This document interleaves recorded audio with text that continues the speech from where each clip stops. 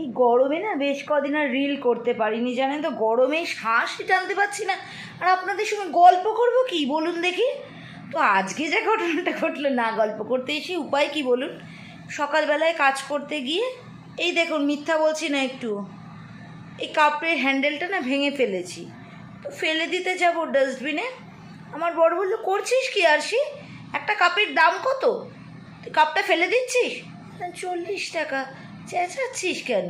কত টাকাই তো কত দিকে যায়, একটা কাপ, ভাঙা কাপ ব্যবহার করতে নেই। কে বলেছে আমি ভাঙা কাপ ব্যবহার করব?